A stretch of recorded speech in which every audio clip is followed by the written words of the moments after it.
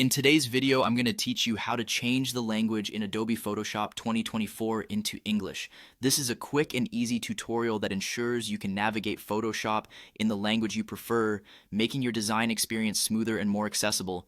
Let's dive in and get you set up. First, you need to open Adobe Photoshop on your computer. This is your starting point, so if you haven't already launched the app, go ahead and do that now. It doesn't matter which version or situation you're starting from.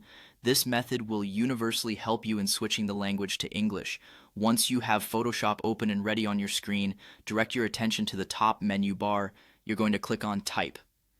This option is part of the main menu, where you'll find all sorts of text-related tools and settings. By opening the Type menu, you're beginning the process of accessing language settings that are crucial for this task. After clicking Type, look through the drop-down options and find the Languages option. This is where you'll have the ability to choose the language settings for Photoshop.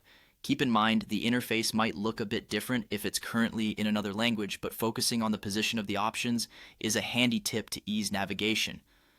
Now that you're in the language settings, your next step is to select the language you wish to install. In this case, English. When you see a list of languages, scroll or look through until you find English. If you don't immediately spot it on the list, remember that it might be organized alphabetically or grouped with other common languages. Clicking on the desired language will prompt Photoshop to begin the process of switching over. This may take a few moments as the software needs to apply the new settings. Once it's set to English, you should notice immediately that all menus and labels are displayed in English, which should make your navigation easier if it's your preferred or primary language. And that's it. You've now successfully changed the language in Adobe Photoshop to English.